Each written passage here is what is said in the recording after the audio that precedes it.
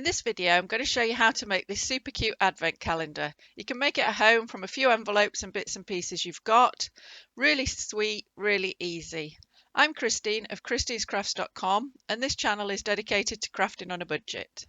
So what are you going to need? Well, first of all, 24 envelopes. You can use whatever size envelopes you like, but I've used these small envelopes that are designed for the old style wage packets. So long as you've got 24, you're sorted. You're going to need something to hang them on. Now you might use a ribbon like this, or as I decided ultimately, some garden twine. You're then going to need some pegs so that you can peg up each of your envelopes. These are little tiny plastic pegs that are from a craft shop, but you could use the ones you've got to peg on your washing line if you like. You're going to need some way of marking them all with a number. Now you could just write that on in pen, but I chose these cute little stick-on numbers. And then it's just things to decorate your envelope.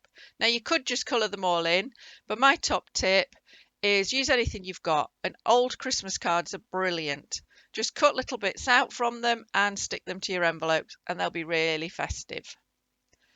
So take each envelope and fold over the top. Now just make sure it's going to work nicely on whatever you want to hang them on, and then fold them all over. Now that's just to make sure you don't stick anything on there and make it difficult later. Check where you want to hang your peg, and again that's to make sure you don't put any decorations there that are going to get in the way.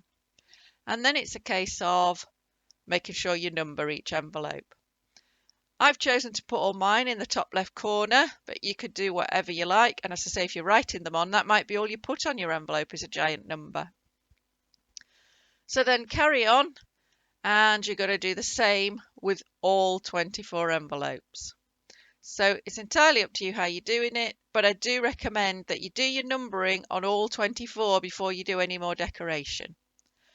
Because then once you've got them all, you can lay them all out and you can decorate them en masse. And it gives you a chance to make sure they all fit together.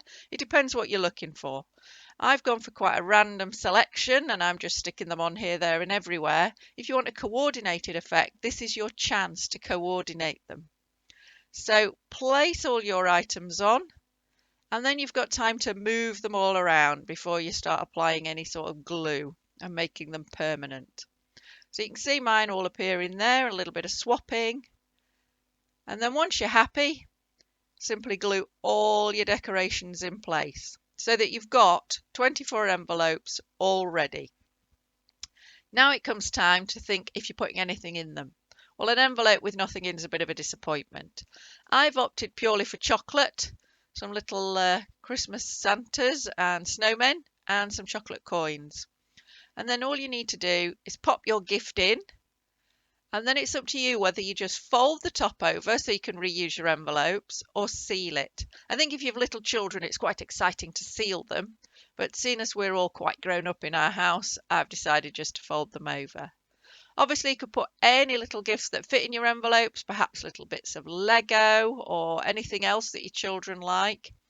It's entirely up to you. You could put beads in for a little girl to build up a bracelet over the week. It's entirely up to you. But fill all your envelopes, and then all you've got to do is hang them.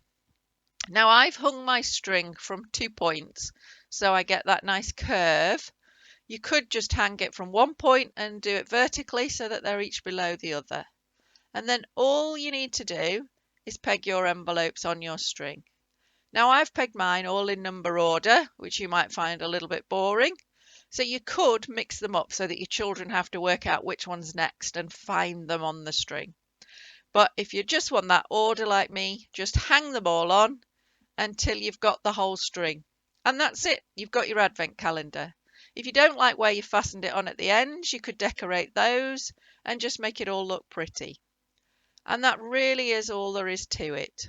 So I hope you've enjoyed watching this and enjoy making your own advent calendar. If you have, please give me a thumbs up. And you can subscribe to see all my crafts as they arrive. And thank you for watching.